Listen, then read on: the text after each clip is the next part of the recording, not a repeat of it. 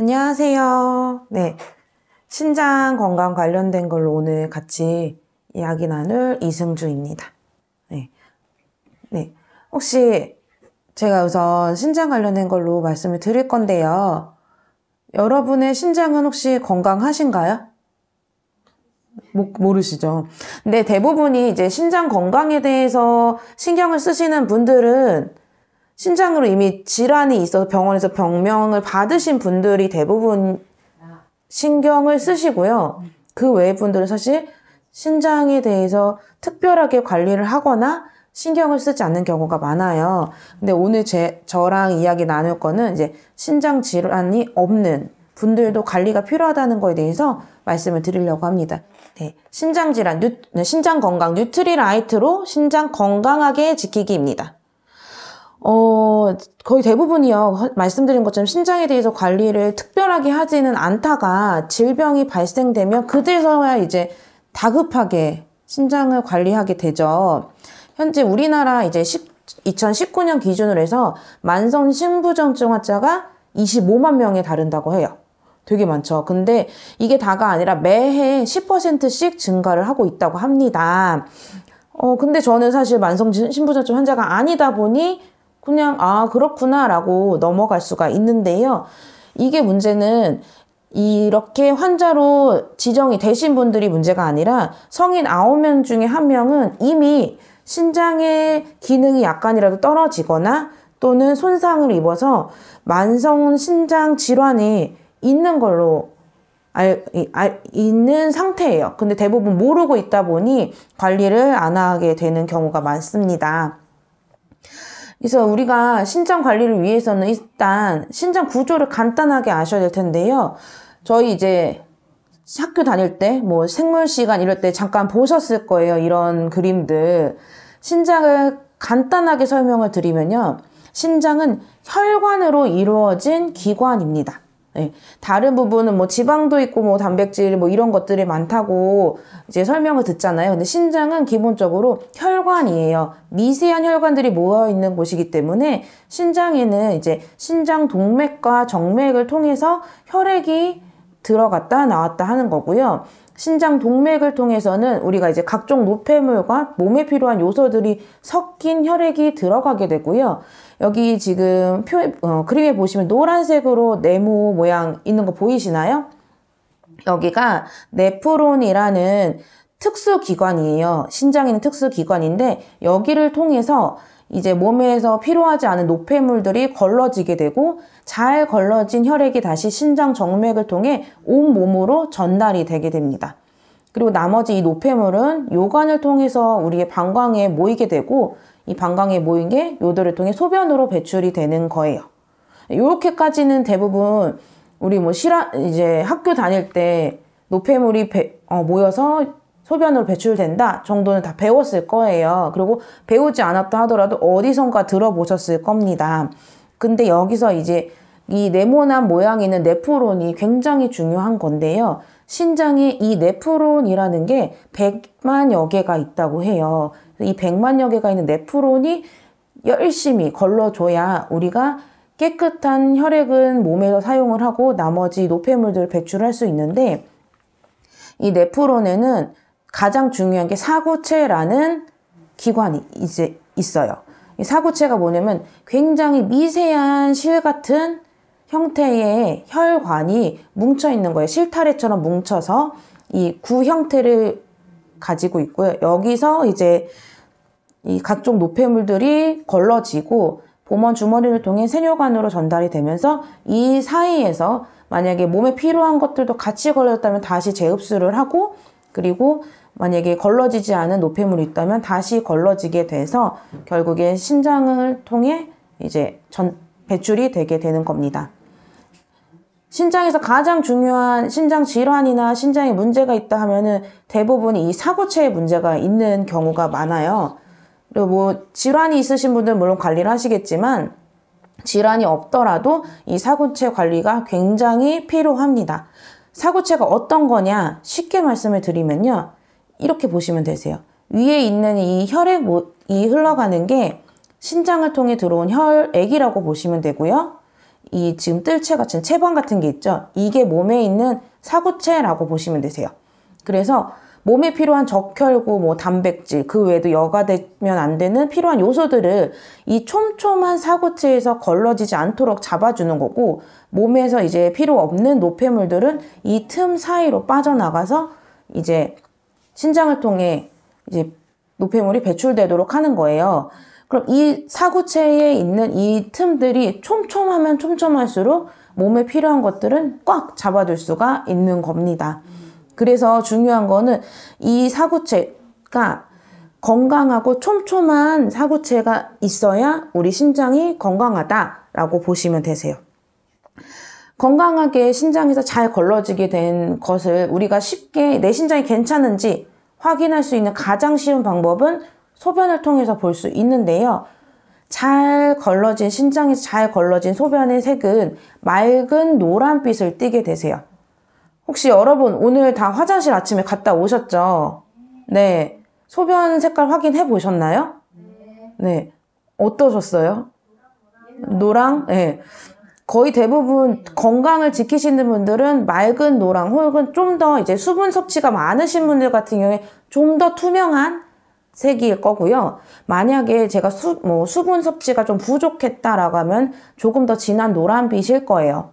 근데 여기서 이제 더 조금 걱정을 하시고 신경을 쓰셔야 되는 거는 더 진한 노란색일 때와 이제 갈색, 콜라색과 가까운 브라운일 때부터는 이제 신경을 써주셔야 되세요. 이렇게 색이 되는 거는 크게 두 가지의 원인을 볼 수 있는데, 너무 심한 이제 탈수 증세가 있을 때 이렇게 진한 노란빛, 약간 뭐 노란빛보다는 더 이제 주황에 가까운 색이 나오는 거고요.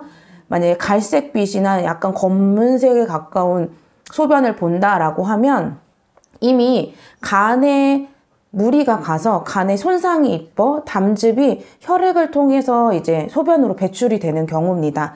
이럴 땐 이미 간에 무리가 갔고 손상이 있기 때문에 간 관리까지도 신경을 써주셔야 되세요.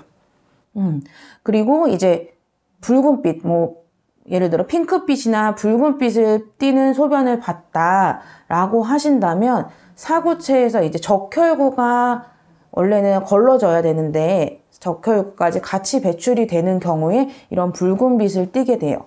그래서 거의 대부분이 뭐 신우염이나 신우신염 아니면 요로 감염 등 이런 염증 질환이 있을 때 붉은빛을 띠는 경우가 많아요. 저도 이거 아기들 특히 많이 이 요로 감염이나 걸릴 때 이런 거 많이 보셨을 거예요. 이렇게가 기본적으로 나의 소변을 통한 간단한 건강 상태를 체크를 할 수 있고, 마지막으로 이제 단백뇨가 있습니다. 네. 남성분들 같은 경우에는 서서 소변을 보는 경우가 많기 때문에 낙차로 인해서 거품이 발생이 될 수는 있어요. 근데 이렇게 발생된 거품은 거의 수초 이내에 없어지게 되는데요. 만약에 시간이 지났음에도 거품이 남아 있다거나 혹은 물을 내렸는데도 변기 테두리 주변으로 해서 거품이 남아 있다라고 하면 이미 사구체의 이 촘촘한 구멍이 커진 거라고, 구멍이 더 커져서 이 사이로 단백질이 빠져나간 거라고 보시면 되세요. 이미 신장에 약간씩은 문제가 생겼다고 보시면 되겠죠.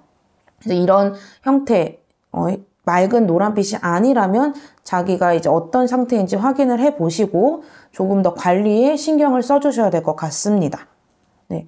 저도 보면은 좀 짠 걸 많이 먹고 자거나 야식 먹고 하면 약간 노란빛이 되기는 해요. 하지만 평소에 이제 관리를 하면 이것도 쉽게 다시 원상복귀 되다 보니 특별하게 너무 진한 색이 아니거나 단백뇨가 아니라면 관리로 충분히 관리를 하실 수가 있을 거예요.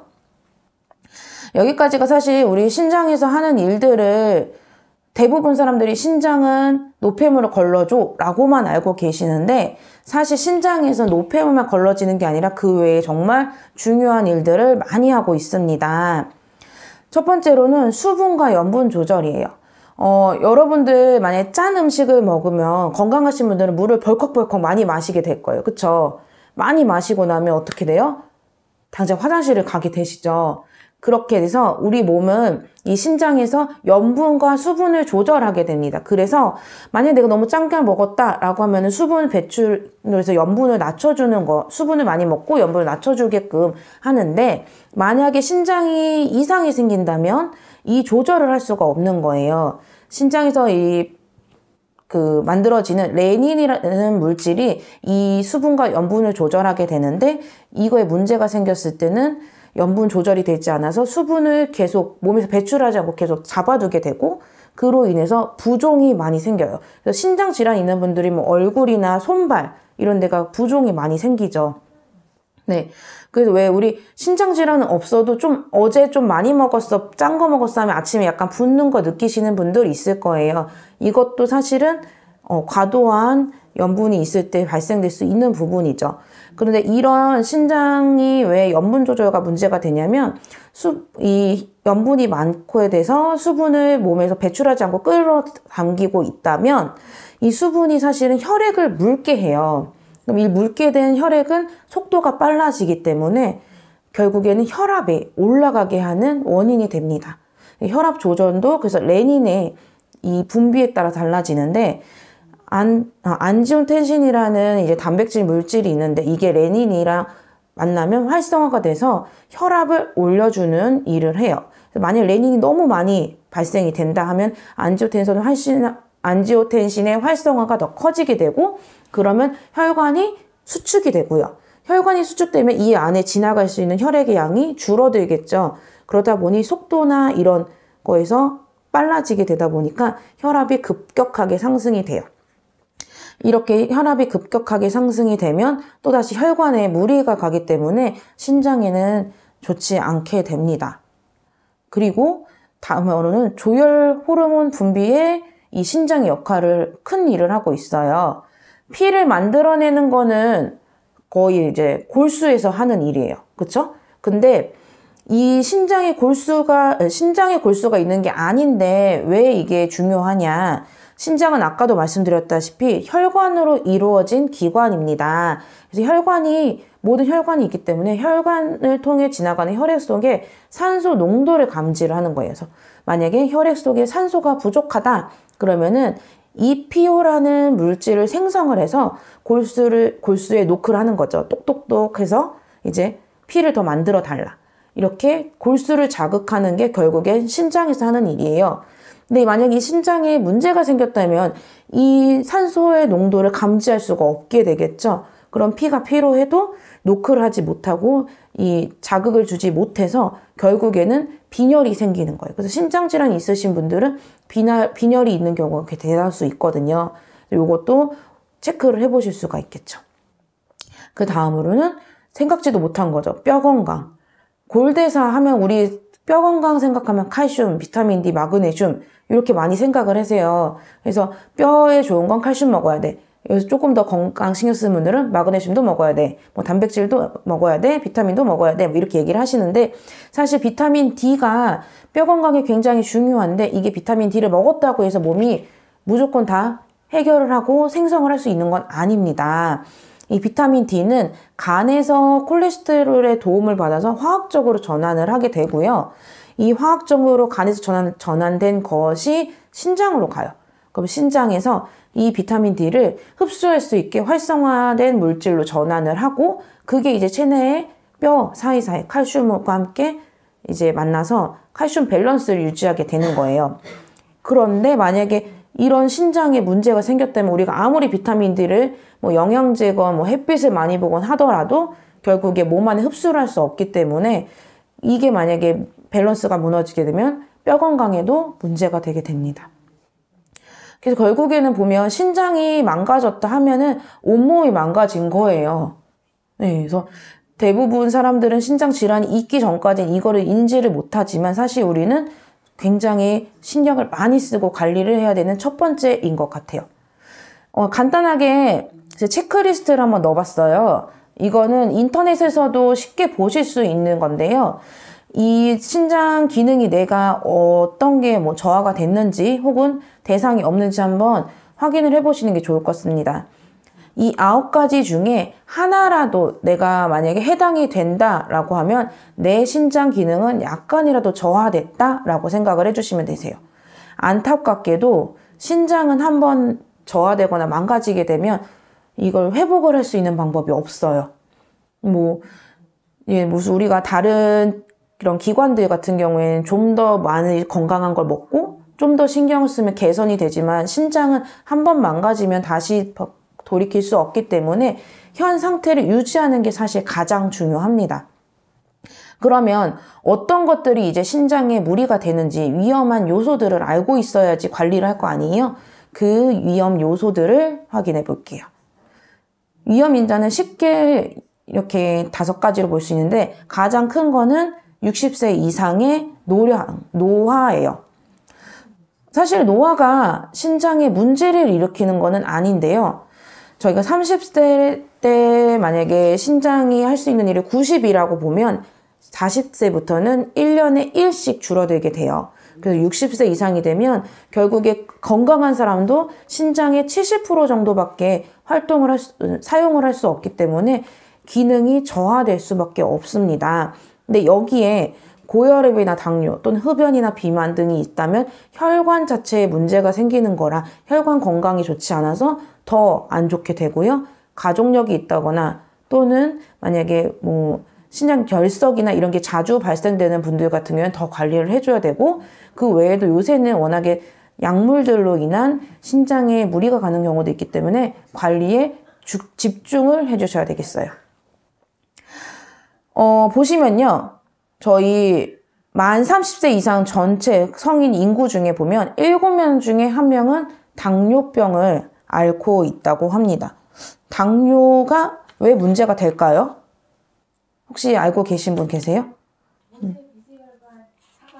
네, 저 좀 멀리서 말씀을 해주는데 모세 혈관들을 삭게 하는 그런 게 있는데요. 왜냐면 당뇨는 혈당을 조절하지 못하게 하는 거예요. 결국엔 혈당이 조절되지 않으면 이 혈당 조절이 되지 않은 당분 이런 것들이 결국에는 혈관을 손상시키는데 혈관이 손상이 될 때 큰 혈관들을 손상시키는 것보다는 아주 미세한 혈관들을 먼저 손상을 시키게 돼요.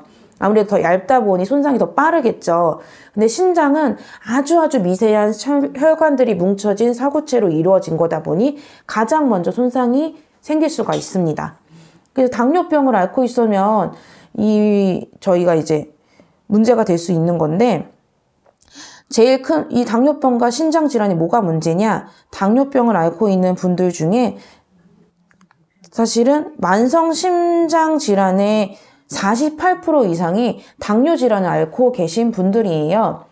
만약 나는 내 당뇨 관련 질환을 가지고 있지만 아직 신장 질환이 없다라고 하신다면 지금 내 신장이 정말 아주 열심히 버텨주고 있는 거예요. 다만 시간이 지난 동안 관리를 하지 않게 되면 이 버티던 신장도 문제가 되기 때문에 반드시 1순위로 관리를 해주셔야 됩니다. 그 다음은 혈압이에요. 아까도 잠깐 말씀을 드렸는데 혈압은 굉장히 이 혈관 건강에 중요한 요인인데요. 만약에 내가 혈압이 상승을 해요. 어쩌다 한두 번은 물론 혈압이 상승되거나 떨어질 수 있습니다. 근데 이게 지속적으로 됐을 때 고혈압이 되는데 고혈압이 되게 되면 그러니까 혈관 안에 압력이 굉장히 이게 확 올라가는 거죠. 그럼 아까처럼 미세한 혈관들이 손상이 되게 돼요. 미세한 혈관들이 손상되면 당연히 신장은 손상이 일어나게 되고요. 신장 손상이 일어나게 되면 신장에서는 혈압을 조절하는 아까 말씀드렸던 기관이 있기 때문에 이 신장에서 만약에 문제가 생기면 혈압 조절이 불가능하게 되죠. 그럼 다시 또 혈압이 올라가게 되고 이건 또 다시 신장이 나빠지게 되는 악순환이 생기는 거예요. 그래서 고혈압이 있다라고 한다면 반드시 신장 질환이 생길 수 있기 때문에 관리를 굉장히 열심히 해주셔야 됩니다. 네, 그 다음으로는 마찬가지로 문제가 될 수 있는 게 콜레스테롤이죠. 사실 아까 말했던 고혈압, 당뇨, 콜레스테롤은 다 혈관 관련된 부분이에요. 콜레스테롤 수치가 높다면, 나쁜 콜레스테롤 수치가 높다면 이것들은 혈관의 내벽을 두껍게 해요. 그럼 혈액이 지나가는 통로가 얇아지게 되고 그 안에 지나가야 되는 혈액의 양이 많다 보니 혈압이 당연히 똑같이 올라가게 됩니다. 그럼 마찬가지로 혈압으로 인해서 신장에 문제가 되게 되고요. 흡연은 사실 만병의 원인이라고도 하죠. 네, 특히나 니코틴은 혈관을 수축하는 기능을 갖고 있기 때문에 마찬가지로 혈압이 올라갈 수 있어요. 그리고 약물 같은 경우에 우리가 병원에서 질환으로 인해서 약을 받는 경우에 물론 의사 선생님이나 약 선생님이 관리를 하면서 이렇게 조제를 해 주실 거예요. 하지만 내가 그 외에도 먹는 약들이 많다면, 예를 들어서 뭐 두통이 많아, 아니면은 뭐 생리통이 있어, 아니면 난 건강을 생각해서 뭐 보약을 먹고 있어, 이럴 경우에 여기에는 워낙에 고용량의 그 물질이 있기 때문에요. 사실 간에 가장 큰 문제를 줘요. 워낙에 양을 많이 먹으면 간에 손상이 갈 수 있기 때문에 이 손상된 간은 간에서 열심히 해독을 하게 됩니다. 그러면 평소보다 해독할 양이 많아지게 되고 이렇게 생긴 노폐물들이 당연히 신장으로 가서 신장도 해야 할 일들이 많아지는 거예요. 그래서 약물의 오남용은 사실은 간과 신장 두 기관에 모두 문제가 됩니다. 그래서 병원 진료가 한두 군데가 아니신 분들도 있을 거예요. 그러면은 사실은 약을 일반 병원에 가서 다음번 다른 병원에 갈 때는 다른 종목의 다른 관련된 병원에 가더라도 본인이 먹고 있는 약을 사실 가지고 가셔서 겹치지 않는 거나 이런 거 체크 꼭 해주셔야 되고요. 이렇게 신장 위험 인자들을 보셨는데요. 여기에 내가 해당이 되냐? 물론 해당이 되시는 분도 있으시고 이미 신장 질환으로 관리를 하고 계신 분들도 있으실 거예요. 그럼 이제 신장 질환이 있으신 분들과 없으시지만 관리를 해야 되는 분들이 어떻게 관리를 해야 되는지 나눠서 말씀을 드릴게요. 사실 이거는 가장 중요한 건데 신장 질환 있으신 분들도 포함이 되고 없으신 분들도 포함은 됩니다만 특히나 신장 질환이 있으신 분들은 나트륨 섭취를 굉장히 관리를 많이 하셔야 돼요. 나트륨 섭취가 많아지면 지금 나와 있는 것처럼 갈증이 유발되고 체액량이 증가되고 이로 인해서 혈압이 증가되면서 혈관 손상까지 이루어지게 되고 이는 신장에 더 악영향을 끼치게 돼요. 알고 계신 분들도 다 있으시겠지만 요새는 그래서 저염식을 해야 돼 라는 말 굉장히 많이 하고 있어요. 근데 여러분들 쉽게 집에서 먹는 음식들 한번 나트륨 섭취가 얼마나 많은지 한번 생각해 보신 적 있나요? 요새 특히나 어린 청소년들 같은 경우에는 친구들끼리 패스트푸드점에 간다든지 편의점에서 밥을 먹는다든지 이런 경우가 되게 많아요. 특히나 보면은 이 라면이죠. 라면 같은 경우에 하나에도 1710mg 정도 나트륨이 들어있다고 해요. 단백질량은 굉장히 적죠. 7g 막 이런데 나트륨 섭취가 이렇게 많이 돼요. 근데 이게 한 끼에 먹는 건데 WHO에서 권장하는 하루 섭취량은 사실 2000mg이에요.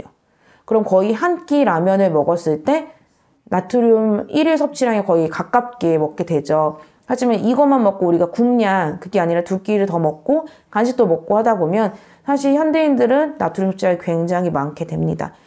나트륨 섭취가 많다 보면 건강한 사람도 사실 신장에 문제가 생길 위험 요소가 높아지게 되죠. 그래서 저염식을 하셔야 되고 저염식 사실 마음 먹고 하실 때 쉽지 않습니다. 하지만 일주일 정도 지나게 되면 그때부터 이제 미각세포는 새로 생성이 되기 때문에 이때부터 관리를 잘 해주시면 저염식으로 드실 수 있고요. 식습관 바꾸는 데는 최소 3주 이상 저염식 유지해 주셔야 되고 나의 이제 생활 패턴 전체적으로 바꾸는 거는 약 90일 정도, 3개월 정도 이상 유지를 하시면 몸에도 적응이 되고 다이어트나 또는 이런 신장 관리에도 굉장한 도움이 되니 요거 꼭 참고해 주시는 게 좋을 것 같아요. 저는 사실 저희 이제 한 끼 대체식으로 해서 바디키 식사 하시잖아요. 그것도 사실 이렇게 저염식이기 때문에 굉장히 추천을 드리고 있고요. 근데 신장 질환이 있으신 분들은 이제 저염식은 알아서들 많이 하세요. 근데 우리가 워낙에 중요한 거는 단백질 관련된 건데 신장 질환이 있으신 분들한테 단백질 섭취를 권하면 대부분 말씀하시는 게 나 병원에서 단백질 먹지 말랬어. 이 말 굉장히 많이 하시거든요. 근데 사실은 단백질을 먹지 말라는 게 아니라 단백질의 과잉 섭취를 하지 말아라 라는 말씀을 드리고 싶어요. 단백질은 사실 몸에 반드시 필요합니다. 단백질이 있어야지 이제 몸에 있는 기초 대사가 올라가고, 그리고 몸에서 이제 모든 세포의 근본적인 요소이기 때문에 단백질은 필요해요. 하지만 만성 신장 질환이 있다면 몸무게 1kg당 단백질은 0.6g 정도 섭취하는 것을 권장을 해요. 0.6g이라고 보시면 고기나 생선 같은 경우에 자기 손바닥을 기준으로 해서 손바닥 반 정도, 요 정도 크기를 함께 드시는 걸 권장을 합니다. 하지만 저희가 식사로 권장하는 단백질은 아무래도 20가지 아미노산이 적절하게 배합된 게 흔치는 않죠. 먹기 쉽지 않아요.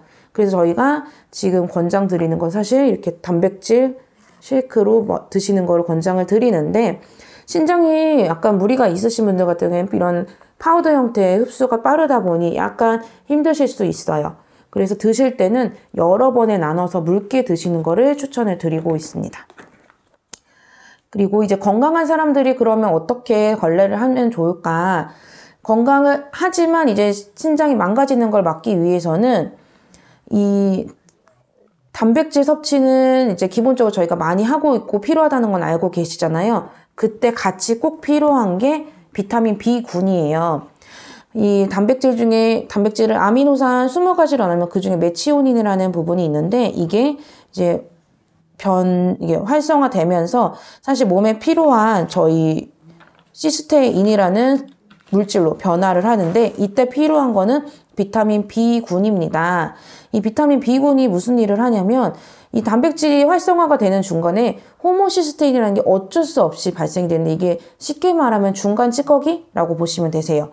이게 몸에 축적이 됐을 때 이제 활성산소가 발생되고 몸에 염증이나 이런 걸 많이 발생이 되게 하는데, 이걸 막아주는 게 지금 나와 있는 것처럼 비타민 B예요. 비타민 다른 약국이나 이런 데서 보면 비타민 B 12, 비타민 6 이런 식으로 따로따로 되어 있는 부분이 많은데, 사실은 비타민 B는 이렇게 비타민 B군으로 드시는 게 가장 몸에 흡수율도 좋고 정확하게 일을 하게 됩니다. 저희 뉴트리라이트에는 비타민 B가 비타민 이스트-B라는 씹어먹는 타입이 있고요. 만약에 씹어먹는 게 부담스럽거나 불편하다면 B 플러스라는 이제 알약 형태로도 드실 수가 있어요. 이 비타민 B가 하는 일은 굉장히 많은데, 특히나 이 단백질 섭취와는 꼭 반드시 드셔야 되는 짝꿍이라고 보시면 되고요. 요새 이제 남성분들 특히 요로결석 많이 있으신 분들이 많아요. 특히 왜 남자분이 많냐? 남자분들은 이제 수분 섭취를 많이 하지 않으시는 경우가 많아서 그렇고요. 이 마그네슘이라는 것이 요로결석을 저해제로 이제 가장 손쉽게 요로결석을 없애는데 도움이 되는 거예요. 사실은 이 요로결석이라는 게 비타민 C와 합성이 되면서 생기는 경우가 많이 있는데, 이 마그네슘을 먹게 되면 요로결석을 예방하는 거에 너무 도움이 됩니다. 그래서 저희가 이제 지금 저희 제품 중에는 제가 추천드리는 게 칼맥디인데요. 왜 칼맥디를 말씀드리냐 하면, 마그네슘과 비타민 D가 같이 들어있어요. 그래서 비타민 D도 사실은 아까 말씀드렸던 골대사의 관리하는데 필요한 부분이기 때문에 같이 섭취를 하시면 요로결석이나 또는 이제 뼈 건강에도 도움이 돼서 같이 섭취를 꼭 하시는 걸 추천해 드립니다. 그리고 아까도 말씀드렸던 거지만 신장은 혈관 기관이에요. 그렇기 때문에 혈관이 건강해야 사실은 신장이 건강한 부분이에요. 그래서 혈관 건강에 신경 쓰시는 분들은 이렇게 기본적으로 오메가3를 드시게 되는데, 저희 제품에는 3가지 중에 오메가3, 세몬 오메가와 제가 오메가 밸런스 2가지를 가지고 나왔어요. 이건 알약 크기가 조금 다르다고 보시면 되기 때문에 본인의 기호에 맞춰서 드시면 되고요. 이 오메가3는 염증 완화에도 굉장히 도움이 되고 혈관의 탄력성을 높여줘요. 그래서 혈관이 늘어났다 줄었다 이게 쉽게 되기 때문에 혈관 내에 압력을 낮춰주게 되고, 이로 인해서 신장에 가는 무리를 줄여줍니다. 그리고 같이 먹었을 때 좋은 게 이제 코엔자임 Q10. 저희 제품은 코큐텐이 있죠. 이거는 항산화제고 이제 혈압을 낮춰주고 혈관 대사에 도움이 되고요. 중요한 거는 에너지 대사에 굉장한 일을 합니다. 그래서 다이어트를 하시는 분들한테도 굉장히 도움이 되고, 특히나 요새 이제 당뇨나 이런 건 아니지만 고지혈증 가지고 계신 젊은 분들 굉장히 많아요. 마르신 분들도 고지혈증 되게 많으시거든요. 그래서 만약 고지혈증이 있다라고 하면 약물 복용 시에는 이 코엔자임 Q10이 몸에서 만들어지는 거를 억제하기 때문에 반드시 복용을 해 주셔야 되고, 이렇게 짝꿍이라고 보시면 돼요. 오메가3와 코엔자임 Q10을 같이 먹었을 때 효과는 더 극대화되게 됩니다. 그리고 마지막으로 이제 활성산소 관리예요. 저희가 이제 활성산소가 왜 문제가 되냐. 활성산소가 몸에 많게 되면 세포들이 이제 활성산소를 없애기 위해서 고분부투를 하겠죠? 그러면 남는 찌꺼기들이 사실 혈액 안에서 염증으로 있게 돼요. 혈액 안에 염증이 있다는 거는 신장까지 당연히 이 염증들이 전달이 된다는 거고, 이게 사실 신장에 가장 큰 문제가 될 수 있기 때문에 활성산소를 억제하는 게 굉장히 중요합니다. 그래서 말씀드리는 게 비타민 C, 비타민 E, 그리고 뭐 셀레늄이나 이런 것들이 있겠죠. 특히 저희 지금 이렇게 더블엑스에는 셀레늄이 굉장히 많이 들어있어요. 그리고 그 외에 가진 영양소가 들어있기 때문에 같이 꼭 드시는 걸 추천을 드리고, 염증 수치가 높다면 비타민 C와 비타민 E를 같이 섭취해 주시는 걸 굉장히 강추합니다. 근데 다만 평소에 요로결석이 조금 자주 발생되시는 분들은 비타민 C를 과잉 섭취하지 않으시고 이제 적정량만 섭취를 해주셔야 결석이 발생되지 않을 수 있기 때문에 그거는 참고해 주시는 게 좋을 것 같아요. 이렇게 영양제는 저희가 영양 관리를 할 수 있지만 가장 쉬운 방법은 물 마시기예요. 근데 신장에 질환이 있으신 분은 물도 사실 잘 못 드시거든요. 근데 신장을 망치는 가장 큰 방법은 갈증이 생겼을 때 물을 마시는 거고, 한 번에 물을 벌컥벌컥 마시게 되죠. 네. 있어요. 갈증이 생겼을 때 원샷을 하면 쑥 내려가는 느낌을 좋아하시는 분들이 있지만 사실 그건 몸에 무리가 될 수 있고요. 당류가 많은 탄산이나 이런 음료수를 마시는 것도 몸에 좋지 않고, 진한 차, 뭐 녹차나 이런 거 되게 굉장히 오랫동안 우려서 드시는 것도 카페인 등으로 인해서 문제가 될 수 있습니다. 신장이 이제 좋게 물을 드셔야 될 텐데, 저희 이제 건강한 물, 이스프링으로 드시면 되겠죠. 드시기 전에 한 모금 정도, 이제 내 몸에 물이 들어갈 거라는 걸 알려주는 신호를 주시는 게 좋아요. 그래서 한번 이렇게 가글 하듯이 살짝 물을 축인 후에 천천히 드시는 게 좋고, 찬물보다는 미지근한 물, 저희 이제 체온과 비슷한 적정한 온도의 물을 드시는 거를 추천을 드리고요. 그리고 이제 한 번에 많이 드시는 것보다는 여러 번에 나눠서 드시는 걸 추천드립니다. 이렇게 해서 건강한 신장, 그러니까 지금 건강한 신장 이미 가지고 계신 분도 있으실 거고, 조금 준비를 하셔야 되는 분도 있을 거예요. 하지만 더 나빠지기 전에 관리하는 거 우리 이렇게 뉴트리라이트로 충분히 관리가 가능하니 모두 건강한 신장으로 온몸을 건강하게 지키셔